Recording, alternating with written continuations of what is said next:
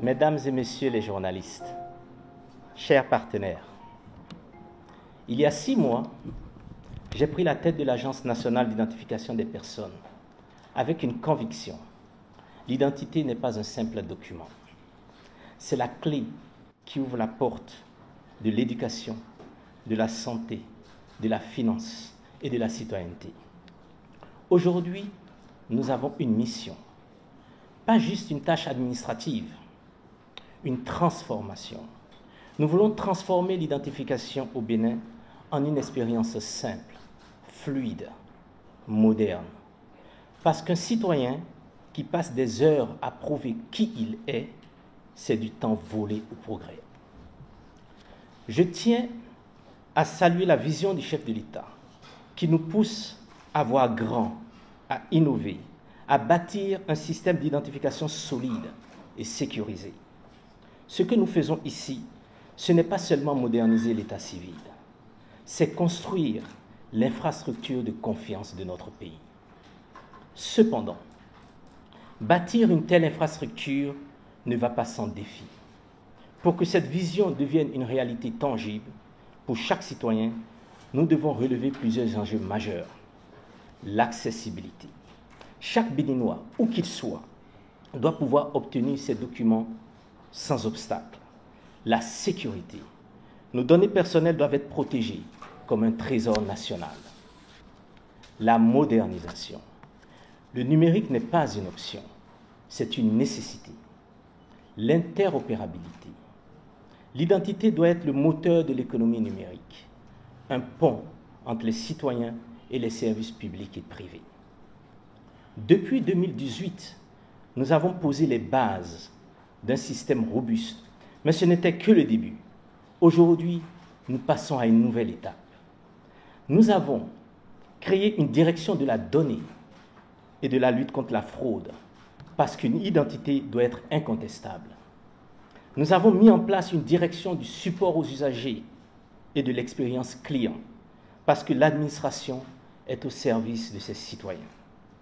Nous avons repensé nos unités, renforcé nos équipes et amélioré notre dispositif de gestion des ressources humaines, car nous visons l'excellence à chaque étape.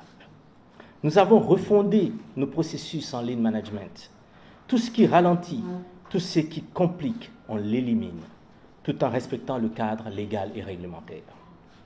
Nous avons initié la refonte de notre système d'information, car un État moderne a besoin d'outils performants et adaptés à son époque. Et nous avons pensé à notre diaspora, avec de nouvelles tablettes biométriques dans les ambassades et consulats, pour qu'aucun Béninois ne soit laissé de côté.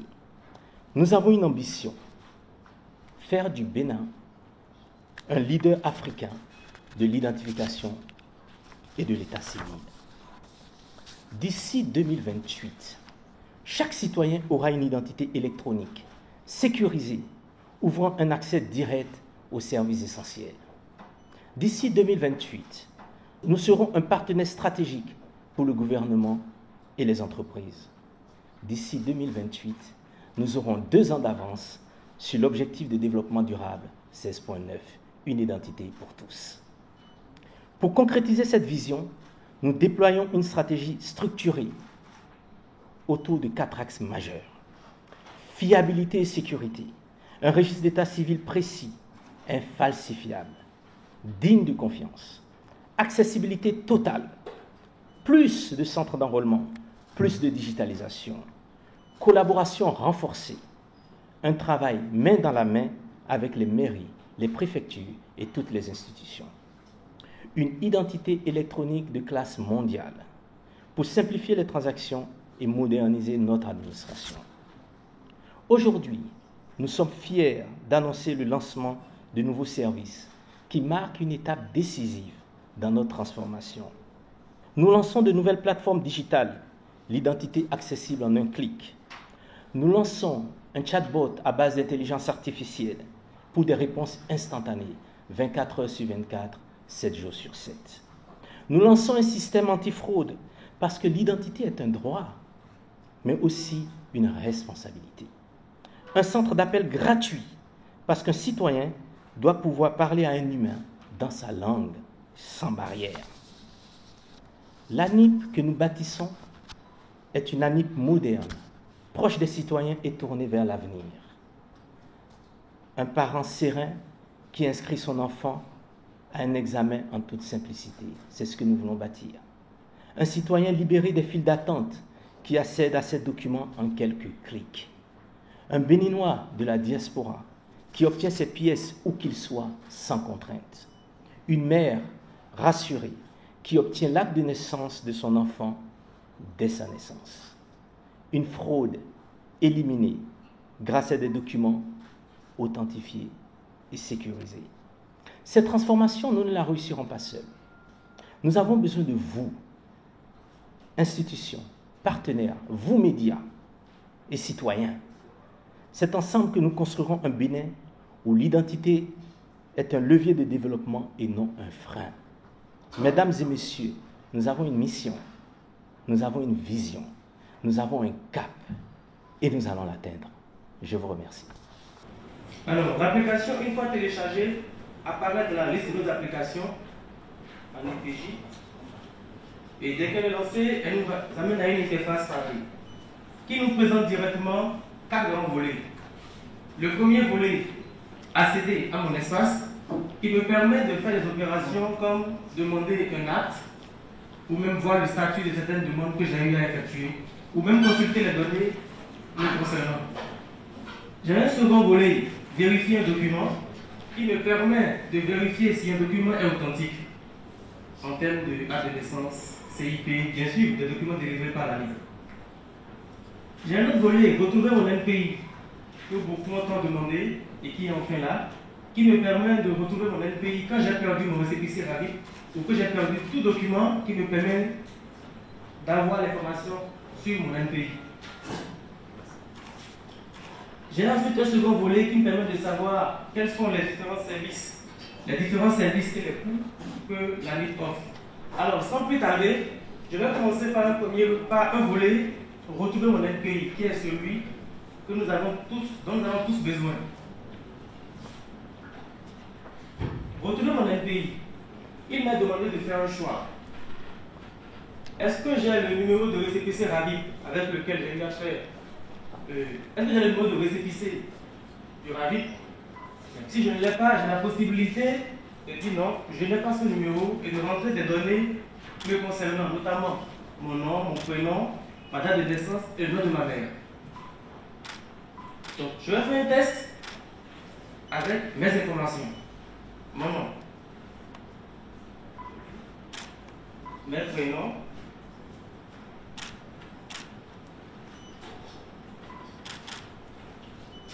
ma date de naissance,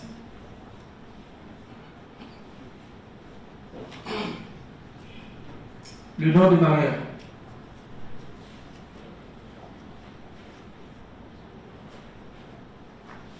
Alors, tout est renseigné. Je vais au bouton suivant.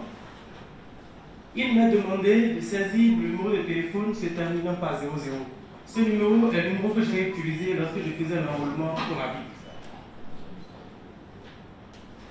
01 67 07 78 00. Alors, l'étape suivante. Un code à 5 chiffres est envoyé sur mon téléphone. Et si la SIM que j'ai dans mon téléphone, c'est bien la SIM avec laquelle j'ai fait l'enrôlement rapide, je n'ai plus besoin de reporter ce numéro. Il est systématiquement récupéré par l'application et à 5 volets suivants qui m'affiche cet NPI là. Alors mon NPI c'est le 47 02 110 67 07. Donc ici j'ai pu obtenir mon numéro NPI rien qu'à base de mes informations, mon nom, mon prénom, ma date de naissance, le nom de ma mère.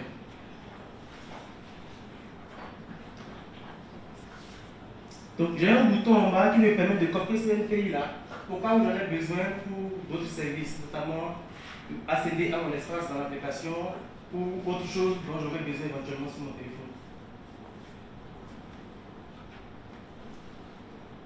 Le processus reste le même en ce qui concerne le numéro de récépissé RAVIP. Je n'ai juste qu'à rentrer le numéro de récépissé, directement un SMS m'est envoyé, puis j'ai accès à mon NPI.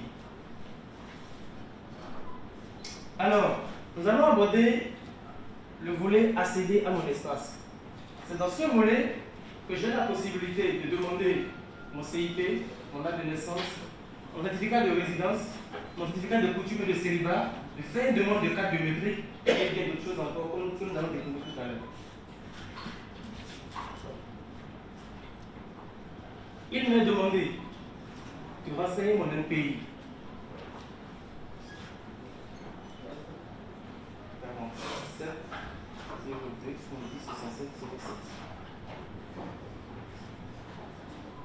Il m'a demandé ensuite de renseigner le numéro de téléphone se terminant par 00.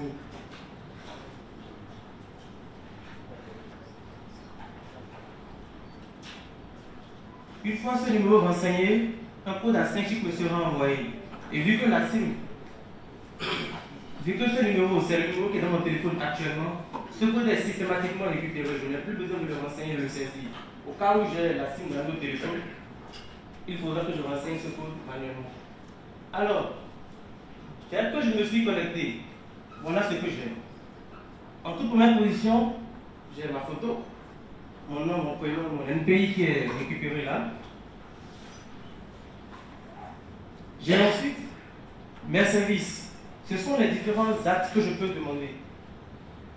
Nous avons l'acte de naissance avec mention marginale, le certificat de résidence, le certificat de coutume et de célibat, le CIP, la carte d'identité nationale biométrique et enfin le CFID. Pour chacun de ces services, les coûts sont listés en bas. Nous allons faire un cas très pratique ici avec en un premier temps le certificat d'identification personnelle, le CIP. Comme le DG l'avait dit tout au début, cette application est pensée pour que tout ne se fasse que par des clics. Les seules informations qui sont renseignées essentiellement seront votre NPI, votre numéro de téléphone ou le code OTP qui vous sera envoyé. Donc, le paiement, j'ai la possibilité de faire la demande pour moi ou de faire la demande pour un proche. En ce qui concerne ma demande, mon NPI est déjà récupéré. Il va falloir que je renseigne une adresse mail. Cette adresse mail sera utile puisqu'elle recevra la facture après que j'aurai payé. La facture du paiement sera envoyée à l'adresse. Si l'adresse n'est pas renseignée, ce n'est pas grave, mais vous n'obtiendrez pas de facture. Je mets mon adresse mail.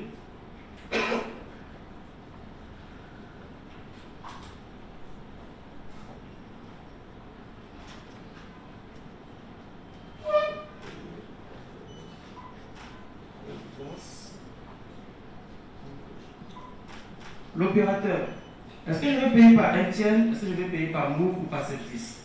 Dans mon cas, je vais payer par MTN. Le numéro de téléphone qui servira pour le paiement.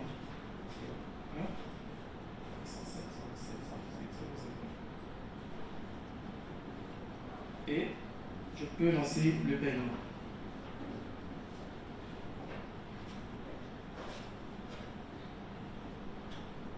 Une fois le paiement lancé, je reçois un prompt sur mon téléphone qui me demande de mettre mon code PIN pour pouvoir valider le paiement. Bien sûr, c'est un code PIN secret. Ça, c'est juste pour la journée. Donc, je valide le paiement, je reçois mon message qui me dit que le paiement a été bien approuvé. Okay. Et je reçois aussi une notification en arrière-plan qui me dit si c'est paiement effectué pour le CIP pour 1000 francs, je peux télécharger là le document. Là, je télécharge, on va essayer de voir à quoi je ressemble là-dessus. Et me voilà. Là, c'est un téléphone, hein. Je vais zoomer. Donc, voilà, je viens d'obtenir mon CIP directement via l'application. Alors, je peux accéder à mes documents pour quand même voir ce CIP que j'ai obtenu maintenant. Bien, j'ai toute une liste, mes documents, je n'ai fait que mon CIP. Donc, je pourrais le voir là, à tout moment, revenir là-dessus et faire encore un autre téléchargement. Et cette fois-ci, le nombre de téléchargements est directement inscrit en bas. Je peux encore faire 5 téléchargements. Au fur et à mesure que je ferai les téléchargements, ce nombre diminuera. Alors, je reviens sur mon menu. J'ai présenté comment obtenir le certificat d'identification personnelle. Mais il y a aussi un certificat qui est beaucoup demandé, celui de la résidence. J'ai gardé ici, ce matin avant de venir, j'ai fait un saut chez mon chef quartier. J'ai essayé de faire une déclaration de résidence ce matin. Je ne sais pas si vous allez le prendre après. J'ai fait une déclaration de résidence ce matin. Le but, c'est de voir est-ce que, après cette déclaration, de mon portable, je peux obtenir mon certificat de résidence. Donc, j'ai voulu le faire avec tout le monde ici pour qu'on fasse un test pour voir ce que j'allais obtenir. Alors, j'ai le volet certificat de résidence. Il est juste en haut. Il m'a demandé de renseigner mon NPI, mon adresse mail, l'opérateur et mon numéro de téléphone. Quand c'est pour un proche, c'est le même, les mêmes informations, à la différence que j'aurai à saisir ici le numéro du proche. Dans mon cas, pas besoin, c'est mon NPI qui est utilisé à la connexion qui est affiché. Donc, je renseigne ici l'opérateur, je laisse l'adresse mail et je mets le numéro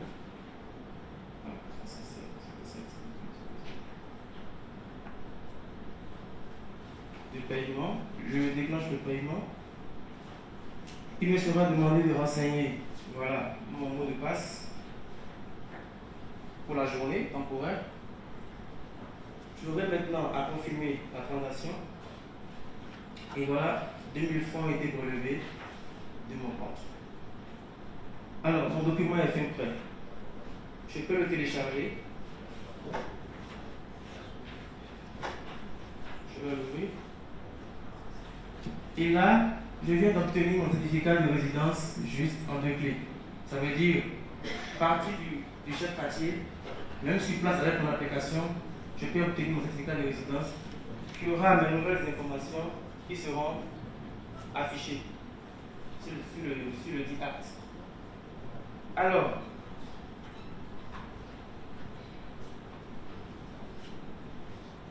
nous avons dans le menu de l'application en bas. Tout à l'heure, j'ai pu avoir accès aux différents services. J'ai pu faire la demande de mes différents actes. Je peux voir aussi mes documents. Mais il y a aussi une partie très importante que je pourrais aussi voir. Ce sont mes données. Mes données, c'est moi. Ma photo, mon nom, mon prénom, mon NPI et d'autres informations comme mes données personnelles. Ils sont énumérés là. Donc, j'ai tout en haut mon nom, mon prénom, mon CES, ma date de naissance, numéro de téléphone, email et consorts. J'ai ensuite d'autres informations sur ma naissance.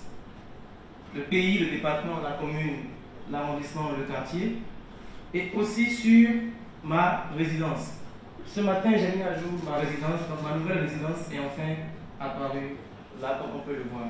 On peut aussi voir les informations comme ma filiation, le nom de mon père, son prénom, le nom de ma mère, son prénom, tout ça qui sont des données réelles.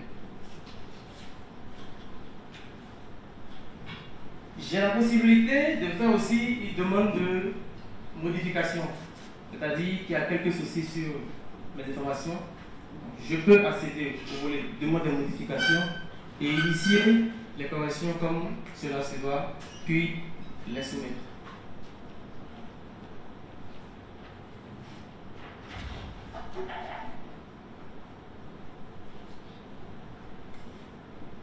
Alors, je vous ai présenté à cet effet les grands axes de l'application. Le processus de demande des actes est le même pour tout le reste. C'est pareil. Dans mes documents, au fur et à mesure que je fais des demandes, je peux avoir accès à ces demandes-là et venir après pour les télécharger sans problème. Dans mes données, j'ai tout ce qui me concerne, ma personne, et je pourrais initier les corrections à partir de là. Alors, je crois avoir fait le tour de tous les grands axes, sauf un, je crois, vérifier un document. Vérifier un document, j'ai la possibilité de soit prendre directement la photo du document et de pouvoir savoir s'il est vrai ou s'il est faux. Et si le mécanisme échoue, j'ai la possibilité de renseigner manuellement les différentes informations afin d'authentifier pour savoir si ce document est authentique ou s'il n'est pas vrai.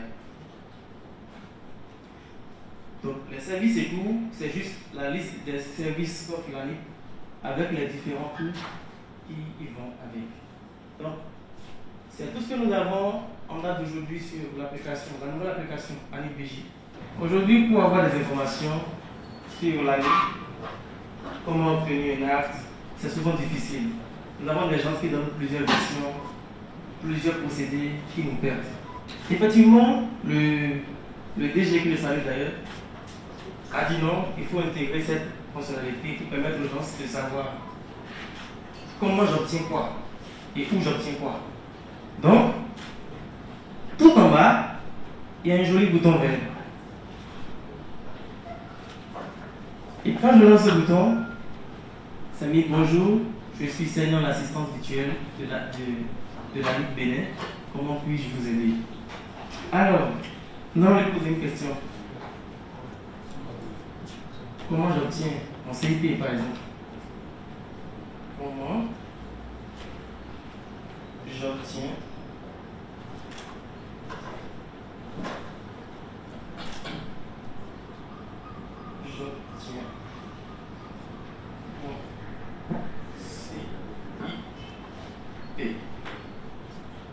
Alors, je vais poser la question de savoir comment j'obtiens mon CIP. D'accord, elle me répond. Pour obtenir votre CIP, vous devez vous rendre sur la plateforme e-service ANIP BJ, puis cliquer sur l'onglet statut d'une demande, ensuite choisir la référence de votre demande et renseigner le champ correspondant avec temps. Cliquez sur vérifier le statut de votre demande. Si le statut est affiché, traité, suivez les instructions pour télécharger. J'ai dit comment obtenir. Là, j'ai déjà fait une demande. Je voulais obtenir la demande par la suite. Donc on le sait tous, il faut vérifier si la demande est traitée et obtenue. Maintenant je vais changer un peu la question. Ok, quel est le coût du CIP? Quel est le coût du CIP?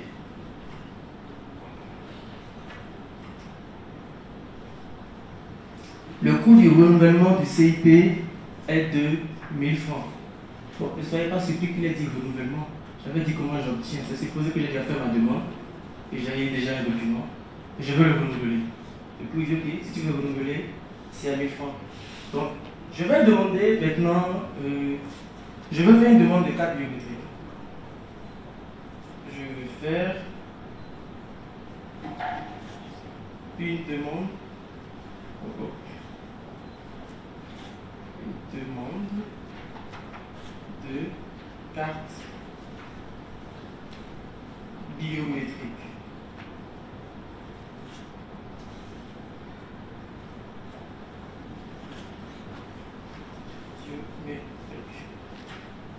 Alors, je lui demande, je fais une demande de carte biométrique. Pour faire une demande de carte nationale d'identité biométrique, vous avez deux options, en présentiel ou en ligne. En présentiel, vous devez vous rendre dans une mairie, un arrondissement ou une commune à statut particulier ou dans l'un des bureaux de poste partenaires. En ligne, vous pouvez soumettre la demande sur votre demande sur la plateforme e-service.anipor.bj. Alors, je peux lui demander ensuite quel est le coût. Quel est le coût de cette carte?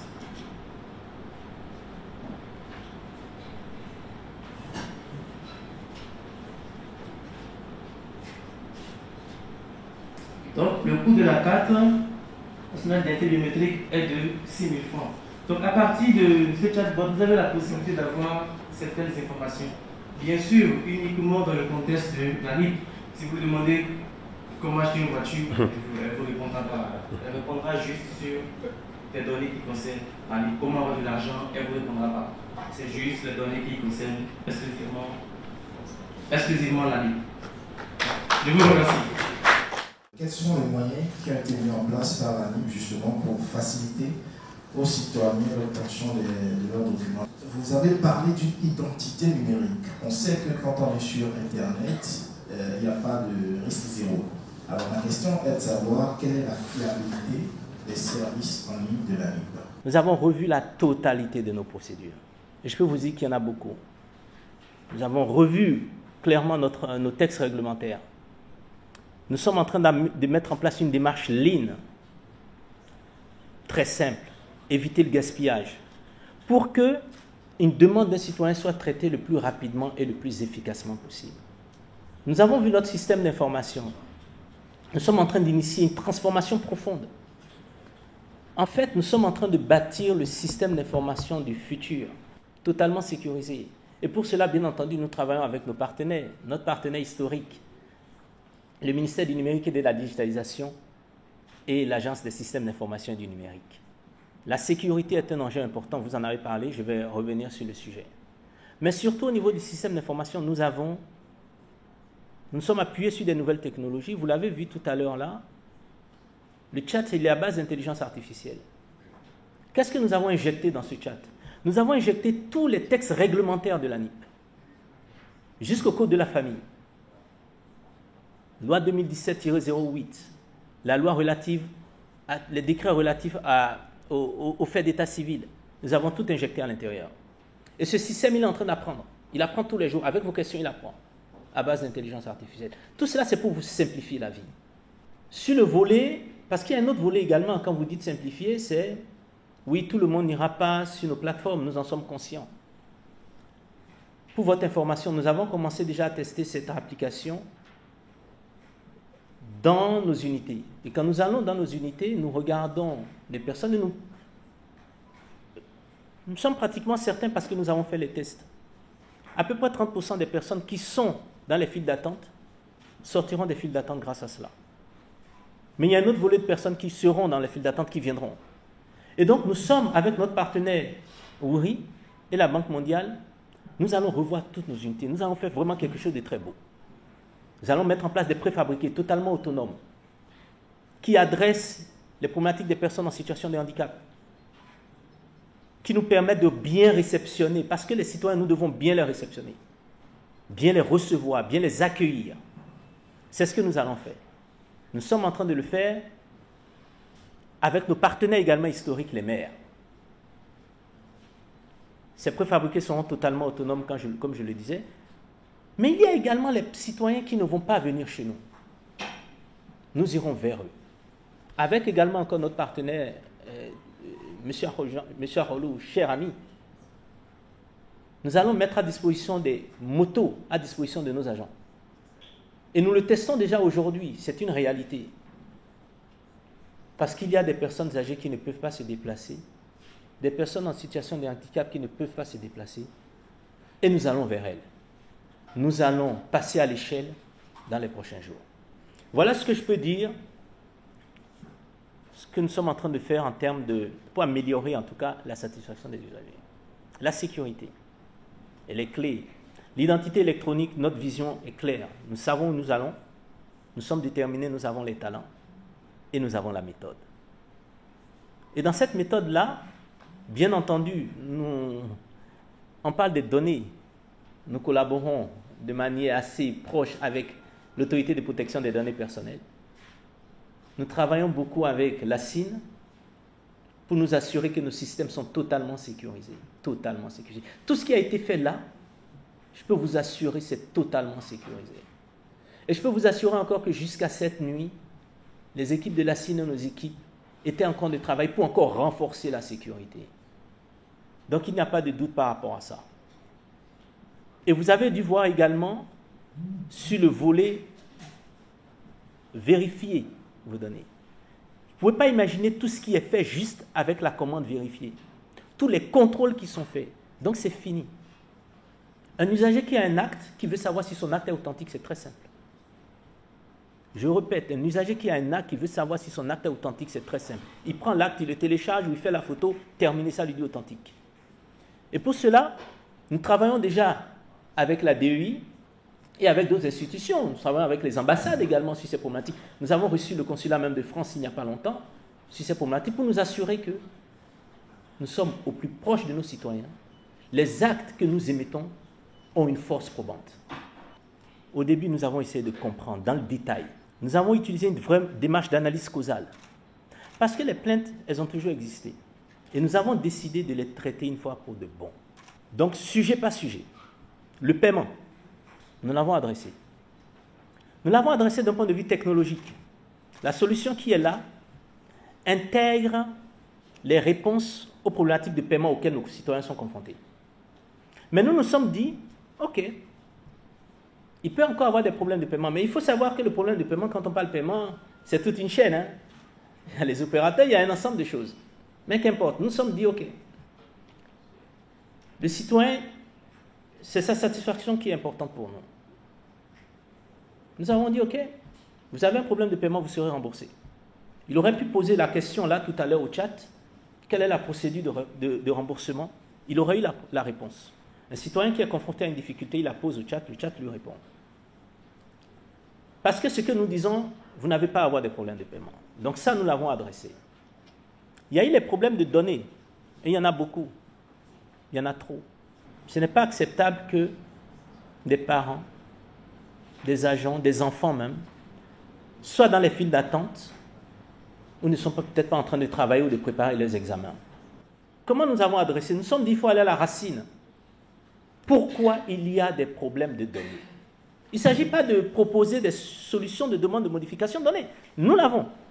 Vous pourrez être chez vous, faire votre demande de modification, elle sera traitée dans la journée. Mais nous ne voulons pas le faire indéfiniment. Nous souhaitons qu'il n'y ait plus de problème, que les citoyens n'aient plus à demander de modification. C'est ça notre vision. Et donc, cette approche nécessite une organisation, une formation récurrente, continue. Et c'est ce que nous sommes également en train de mettre en place pour régler les problèmes à la base de manière définitive. Il y a eu les plaintes, nous sommes allés visiter les centres de santé, nous les avons écoutés, nous avons travaillé avec le ministère de la Santé. Et ça également, nous avons adressé. Ce que nous disons, nous ne parlons même plus de problèmes techniques chez nous. À l'ANIP, quand on a un problème, ce qu'on essaie de regarder, c'est quel est l'impact dans la vie de la personne. J'ai reçu des femmes, des mères en difficulté. En difficulté parce que leur enfant devait aller se faire soigner. Et il y avait un problème d'identité. Nous avons adressé ce problème. Plus jamais. En tout cas, nous ferons en sorte que ça n'arrive plus. C'est un processus long. Nous avons la bonne direction, nous avons la méthode et nous savons où nous allons. Permettez-moi de rappeler que nous sommes à côté des citoyens à leur naissance, quand ils vont à l'école, quand ils auront des moments heureux, ils vont se marier, et aussi pendant les moments douloureux, le décès. Il y a quelques citoyens qui sont au Bénin où on en voit dans d'autres pays, en Afrique ou ailleurs, qui n'ont pas de papier. Et là, il faut l'adresser. D'abord, je tiens à te féliciter, toutes les personnes qui sont passées à l'ANIP avant moi. Un gros travail a été fait. Les bases ont été jetées. Mais il y a encore des personnes qui n'ont pas. Nous avons adressé ce sujet en séminaire gouvernemental avec le chef de l'État. L'enrôlement avec témoignage sera autorisé pour les enfants de moins de 5 ans. Et au-dessus, il faut une décision de justice. Il faut une décision de justice, pourquoi? Les personnes peuvent dire, oui, c'est compliqué. Mais vous savez, on ne joue pas avec la sécurité. On ne joue pas avec la sécurité. Il faut faire attention à ça, parce que quelqu'un d'autre pourrait prendre votre nom et pourrait poser des actes malveillants. Donc la justice est là pour régler cela. Et c'est l'orientation qui a été donnée. L'enrôlement pour témoignage, pour des personnes de plus de 5 ans, c'est terminé. C'est terminé aussi parce qu'il faut dire ça a causé quelques, légers problèmes.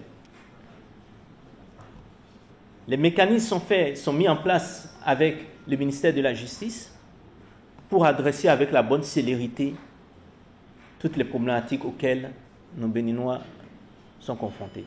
Et nous le faisons également nous recevons des demandes régulièrement Et nous le faisons également avec notre partenaire par rapport à ça. Donc, je reprends. Moins de 5 ans, témoignage. Plus de 5 ans, décision de justice. Parce que nous protégeons vos données. Nous assurons votre sécurité.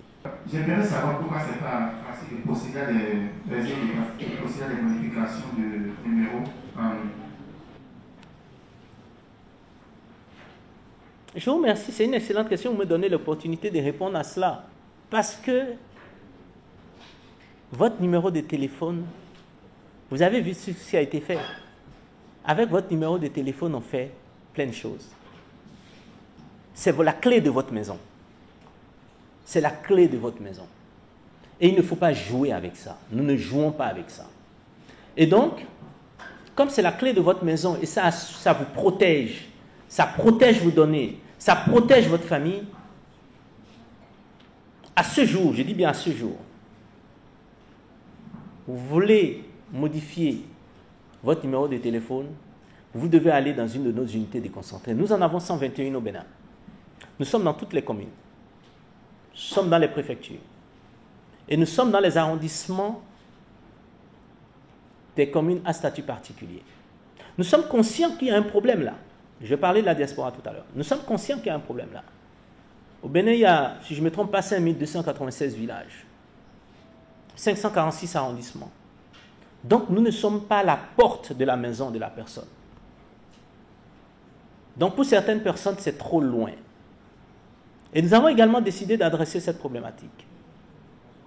Signer des partenariats.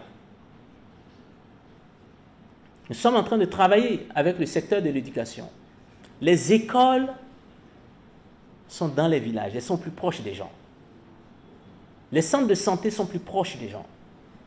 Et donc, nous sommes en train de travailler avec le ministère de la Santé et le ministère de l'Éducation pour adresser cette problématique-là. La diaspora également est confrontée. Hier encore, j'étais au téléphone avec, parce que je vous disais, je parle à peu près avec 20 personnes par jour. J'étais avec quelqu'un de la diaspora. Un problème. Venifu, dit CIP n'a plus l'ancien numéro. Dit fait quoi? Nous l'avons réglé en partie. Si je ne me trompe pas, c'est hier, c'est parti. Une cinquantaine de tablettes, près d'une, ou peut-être 60 tablettes, ont été envoyées dans toutes nos représentations. Pour que, dans nos ambassades, dans nos consulats, les personnes puissent y aller. Mais là encore, c'est un problème. Là encore, c'est un problème. Quelqu'un qui est à Tanger, comment il fait? Quelqu'un qui est à Bordeaux, comment il fait? Et là, puisque nous sommes déterminés à utiliser également la technologie pour impacter positivement la vie des gens, nous sommes en train de travailler avec des partenaires pour améliorer l'authentification en ligne. Authentification biométrique et faciale en ligne. Vous authentifiez, on est sûr à 100% que c'est vous, et là vous pouvez modifier. Parce qu'avec votre numéro, on vous envoie des codes. Avec ces codes-là, on a accès à vos données. Donc je saisis cette opportunité pour dire, parce que je le vois, nous le voyons, nous avons analysé, nous avons une approche vraiment d'analyse de la donnée. Il y a beaucoup de personnes qui partagent leur numéro ou le code qu'ils reçoivent. Ne partagez pas votre code. C'est la clé de votre maison. Vous pouvez le partager à votre épouse. Là, je suis de la Saint-Valentin, donc vous faites ce que vous voulez. Oui, mais sinon, ne le faites pas. Vous pouvez partager le code secret, votre code de votre carte bancaire. Ne le faites pas avec n'importe qui. Donc, protégez-vous. Protégez vos données. Et en faisant ça, vous protégez, vous contribuez à la sécurité nationale. Merci.